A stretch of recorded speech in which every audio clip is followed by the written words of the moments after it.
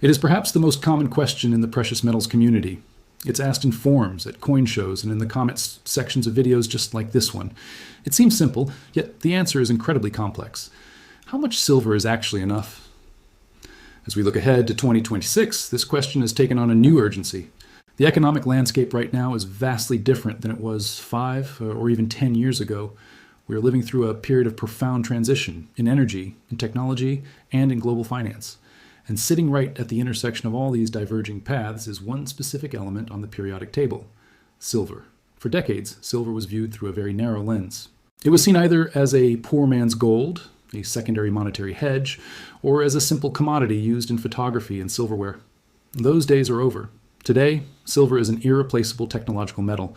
It is the most conductive element known to physics. It is the most reflective. And it has antimicrobial properties that make it essential for modern healthcare. You cannot build the world of tomorrow, the world of advanced electronics, green energy, and ubiquitous connectivity, without consuming massive amounts of silver today. So, when we ask, how much is enough for 2026? We aren't just asking about how many coins you should have in a safe. We have to first ask, how much is enough for the world?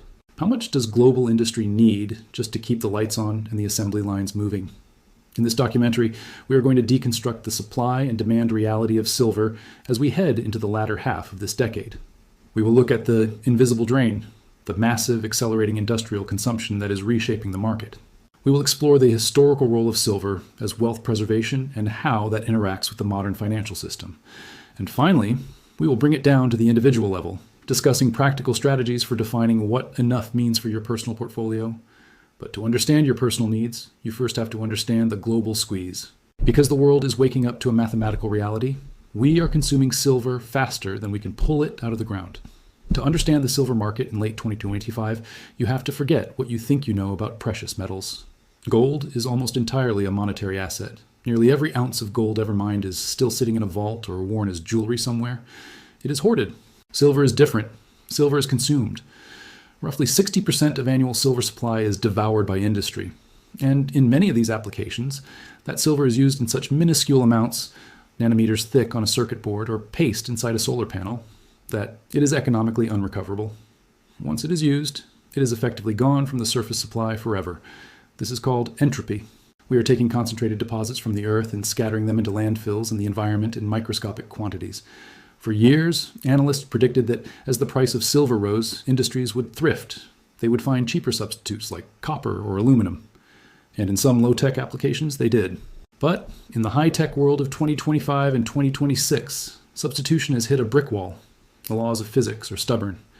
When you need absolute maximum electrical conductivity in the smallest possible space, which is the requirement for everything from 5G smartphones to advanced electric vehicle sensors, there is no substitute for silver. Copper is good, but silver is the best. And when performance is the priority, engineers will not compromise. This industrial demand is not cyclical, it is structural, and it is growing across 3 distinct pillars that are defining our current economy. The first and most significant pillar of industrial demand is the green energy transition, specifically solar photovoltaics. If you looked at projections from 5 years ago, many analysts claimed solar demand for silver would peak and then decline as panel manufacturers became more efficient. They were wrong. While it's true that the amount of silver per watt of energy produced has decreased, the total volume of solar installations globally has exploded beyond all expectations. We are seeing exponential growth in solar deployment, driven by government mandates for carbon reduction and the increasingly compelling economics of solar power generation. But there is a technological twist that has intensified the silver squeeze here in late 2025.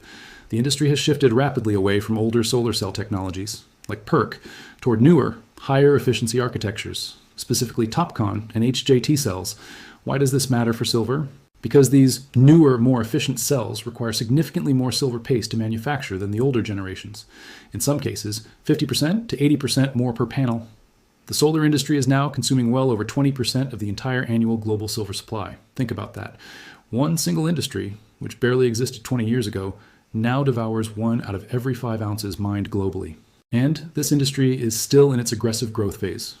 As we head into 2026, with massive solar projects slated for development in India, the Middle East, and continued expansion in China and the West, this photovoltaic devourer shows no sign of slowing down. It is a base layer of demand that is price inelastic. They need the silver to make the panels work, regardless of the cost. The second pillar is the electrification of transportation. An internal combustion engine car uses a small amount of silver, mostly in electrical contacts for windows and seats. A modern electric vehicle, however, is essentially a computer on wheels powered by a massive battery. Depending on the model, an EV can use anywhere from 25 to 50 grams of silver. That might not sound like much, but multiply it by the tens of millions of EVs being produced annually globally.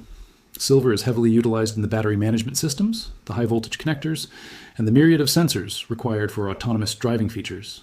But it's not just the cars, it's the infrastructure that supports them. The charging stations rolling out across highways worldwide require highly reliable conductive materials to handle high loads. That means silver.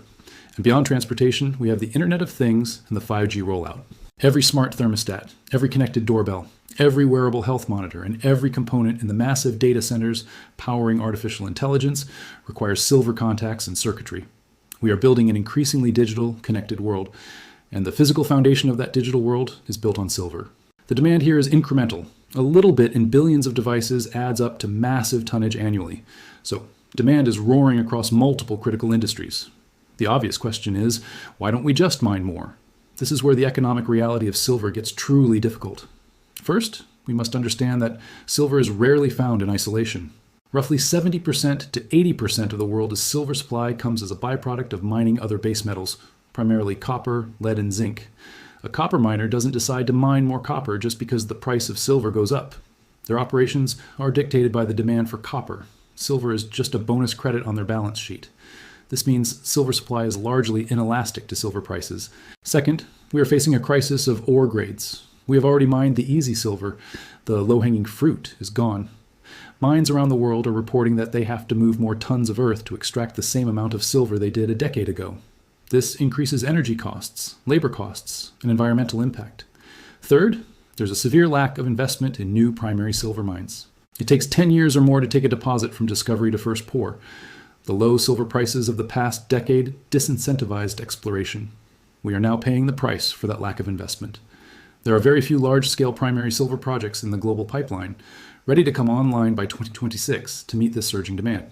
The data from the major silver institutes confirms this. For several consecutive years leading up to 2026, the global silver market has run a substantial structural deficit. We are consuming millions more ounces per year than we are mining and recycling combined. How is this possible? How can you consume more than you produce? By draining above-ground stockpiles. For years, the world relied on vast, accumulated stockpiles of silver sitting in vaults in London, New York, and Shanghai to bridge the gap between supply and demand. But those stockpiles are not infinite. In the years leading up to 2026, we have seen a dramatic drawdown in these visible inventories. The buffer that has kept prices suppressed while industry devoured the metal is getting thinner. Furthermore, not all silver in these vaults is available. Much of it is held by long-term investors, sovereign wealth funds, or is allocated to exchange-traded products. It is not available for Apple or Tesla to buy for their factories. The free-floating available inventory of industrial-grade 1,000-ounce bars is much smaller than the headline numbers suggest. We are seeing signs of tightness in the physical market, premiums on retail products remaining stubborn, and occasional delays in large industrial deliveries. So here is the baseline reality for 2026. The world's most critical future-facing industries are addicted to silver. They cannot quit it without sacrificing performance. At the same time, the Earth is giving up its silver more reluctantly, and the above-ground stockpiles that once seemed endless are being drawn down at an alarming rate. When we ask, how much silver is enough?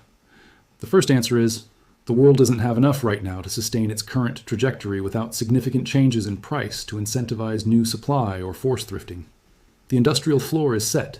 The squeeze is real, but industrial demand is only half the story.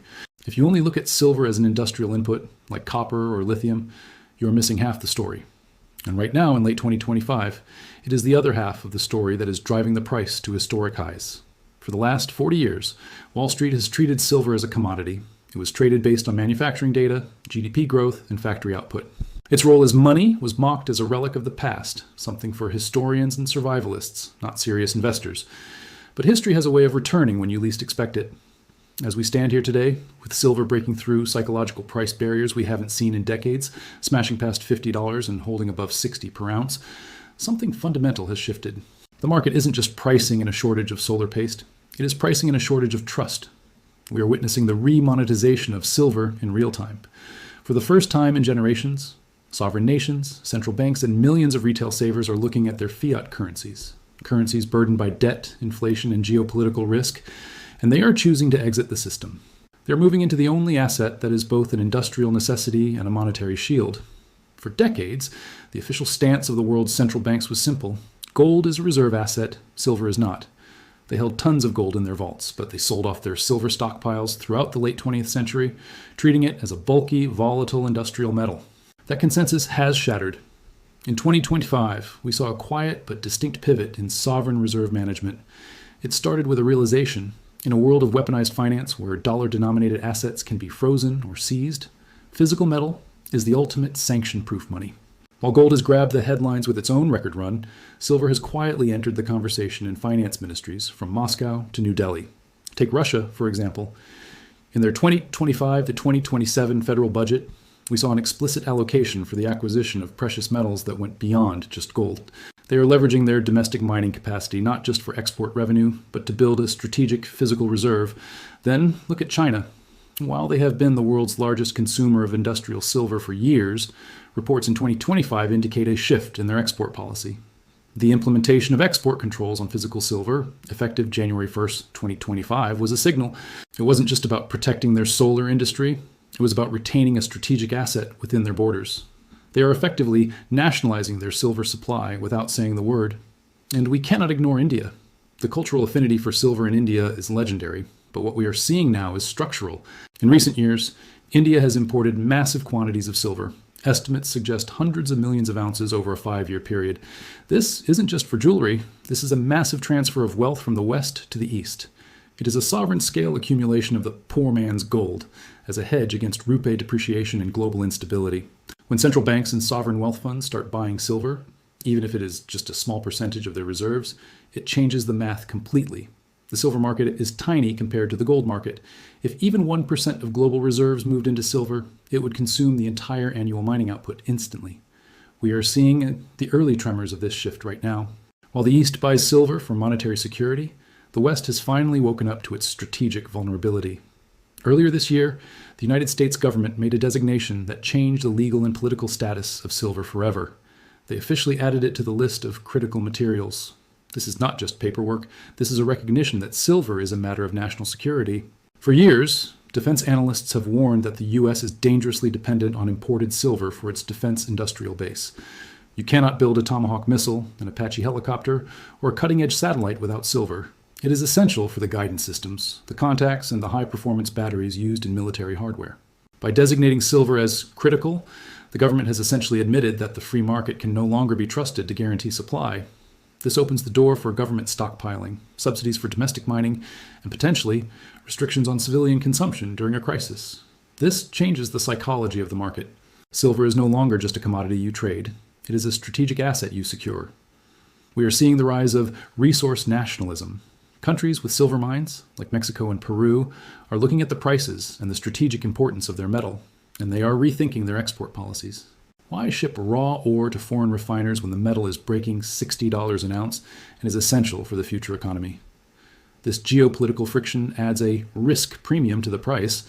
Users aren't just paying for the metal, they are paying for the certainty of having it. And in late 2025, certainty is the most expensive commodity of all. For decades, the price of silver was discovered not by the physical exchange of metal, but by the trading of paper contracts on exchanges like the COMEX in New York and the LBMA in London. In this system, billions of ounces of paper silver are traded every day. Most of these contracts are settled in cash, never involving a single ounce of real metal. This allowed bullion banks to suppress volatility and manage prices irrespective of physical reality. But in 2025, that mechanism began to break. We have seen a divergence, a decoupling, between the paper price and the physical reality. While the spot price has surged, the premiums to get actual metal in your hand have remained stubborn. Why? Because the physical inventory backing those paper contracts has been drained. We are entering the 5th consecutive year of a structural supply deficit. You cannot run a deficit for 5 years without emptying the vaults.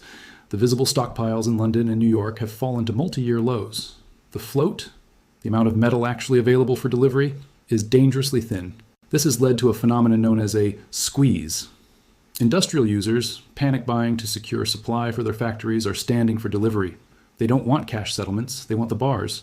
Sovereign buyers don't want futures contracts. They want metal in their own vaults. When too many people demand physical delivery from a system built on paper leverage, the price doesn't just go up linearly, it goes vertical. We saw glimpses of this when silver touched $66 earlier this year. That wasn't just speculation, that was a stress test of the physical delivery mechanism. The market is realizing that you cannot print silver. You cannot quantitative ease a new silver mine into existence. When the paper claims exceed the physical bars, the paper price becomes irrelevant, and the real price is whatever you have to pay to get metal in your hand. Finally, we must look at the sleeping giant that is fully awakened in 2025, the retail investor. For years, the silver stacker community was a niche group, but as inflation has proved sticky and the purchasing power of fiat currencies continues to erode, the appeal of silver has gone mainstream. Ordinary people are looking at their grocery bills, their insurance premiums, and their shrinking savings, and they are looking for an exit ramp. Gold, at over $3,000 or $4,000 an ounce, feels out of reach for many. It is the money of kings and central banks. Silver is the money of the people. Even at $50 or $60 an ounce, silver is psychologically accessible. You can buy a tube of coins with a paycheck. You can trade it in small increments. It offers the same protection against currency debasement as gold, but with significantly higher upside potential, what investors call volatility leverage. In late 2025, we are seeing a surge in retail demand that rivals the Hunt brothers era of 1980. But this time, it's not one billionaire trying to corner the market. It is millions of individuals trying to protect their purchasing power. This retail demand acts as a floor for the price. When industrial demand dips, retail buyers step in to buy the dip. They are removing the small bars and coins from the market, further tightening the supply of 1,000-ounce commercial bars that have to be melted down to make retail products. It is a pincer movement. On one side, the gigafactories and defense contractors are draining the large bars. On the other side, millions of citizens are draining the small bars, and in the middle, the vaults are getting emptier by the day. So here is the picture for late 2025.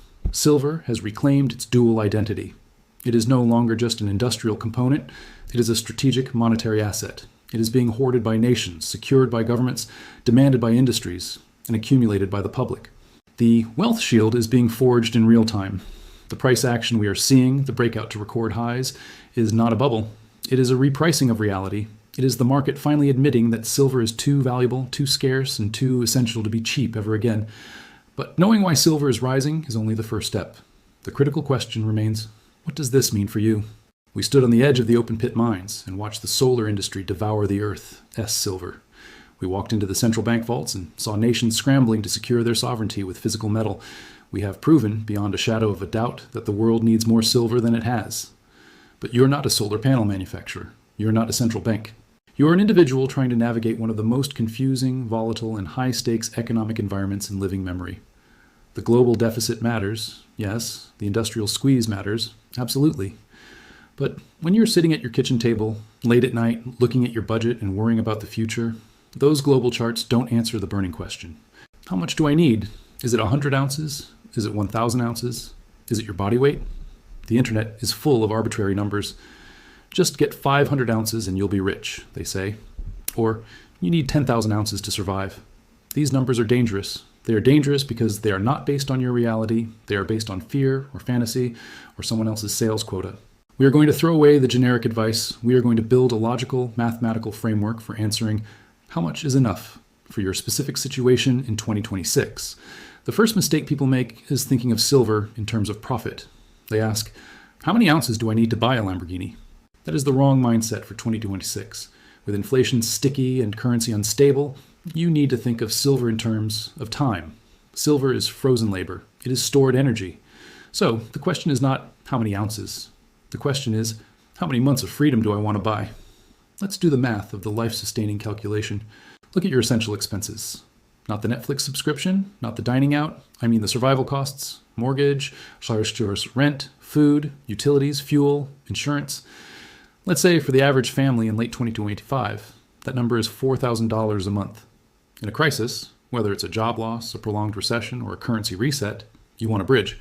Financial planners usually suggest a 6-month emergency fund in cash, but in an inflationary environment, cash is a melting ice cube. So many stackers aim to hold that emergency fund in metal. If silver is trading at roughly $50 an ounce, a conservative baseline for our calculation, $4,000, 1 month of expenses, divided by $50 equals 80 ounces of silver. That is your base unit. 80 ounces equals 1 month of survival. Do you want a 3-month safety net? That's roughly 240 ounces. Do you want a 6-month safety net? That's roughly 480 ounces. Do you want a 1-year fortress? That's roughly 960 ounces. Suddenly, the monster box, which holds 500 ounces, isn't just a heavy plastic box. It represents 6 months of security for your family. This framing changes everything. It stops the FOMO. You aren't chasing a high score, you're building a specific duration of safety. Once you hit your 6-month or 12-month goal, you can relax. You have reached enough for the survival tier. Once you know how many ounces you need, the next question is, what kind should you buy? In 2026, with premiums fluctuating and counterfeits becoming a serious issue due to high prices, what you hold is just as important as how much. You need to build a liquidity ladder. This means having different sizes for different purposes. Rung 1, the transactional tier. This is your change. Pre-1965 US dimes, quarters, and half dollars. Why? Because they are fractional. If silver hits $100 an ounce, a 1-ounce coin is worth $100. That S, too big for buying a loaf of bread or a tank of gas. A silver dime would be worth roughly $7. That is perfect for small daily transactions. Target, 10 to 20% of your stack. Warning for 2026. The supply is finite. It hasn't been made since 1964. As retail demand spiked in 24 and 25, premiums on junk silver skyrocketed. If you can find it, keep it. It is the most recognizable, trustable, fractional silver in the world. Rung 2, the liquid tier. American Eagles, Canadian Maples, British Britannias. These are recognized globally. You can take a silver eagle to almost any coin shop, pawnbroker, or bullion dealer in the world, and they will know exactly what it is. They are the cash of the silver world. Target, 40 to 50% of your stack. Warning for 2026. Watch the premiums. If eagles are selling for $15 over spot, look at Britannias or kangaroos. Silver is silver. Don't pay collectible prices for bullion insurance. Rung 3, the wealth storage tier. 10-ounce bars, 100-ounce bars, or kilo bars. This is for density. This is for your 6-month survival block. You buy these to get the lowest price per ounce. You're not planning to spend these at the grocery store. You are planning to convert these back into a large asset, like a down payment on land or paying off debt, later. Target, 30 to 40% of your stack. Warning for 2026. Counterfeits are flooding the market. As prices rose, scammers got better. Never buy bars from social media ads or too-good-to-be-true websites. Stick to major, reputable dealers. A fake 100-ounce bar is a $5,000 tragedy. A critical part of enough is knowing when to stop buying silver and start buying gold, or vice versa. This is called playing the gold-to-silver ratio. Historically, the ratio of gold price to silver price sits around 60:1 or 70:1. In extreme crises or massive bull markets, that ratio tightens. It goes to 40:1, 30:1, or even lower. In late 2025, as silver outperforms gold due to that massive industrial shortage we discussed earlier, we are seeing the ratio compress. If you're holding 100% silver, you are betting on volatility. Silver moves fast, it crashes fast, and it explodes fast. Gold is the anchor. It moves slow and steady. The sleep well at night. Strategy. Many seasoned stackers use a dynamic allocation. When the ratio is high and silver is cheap, they buy silver.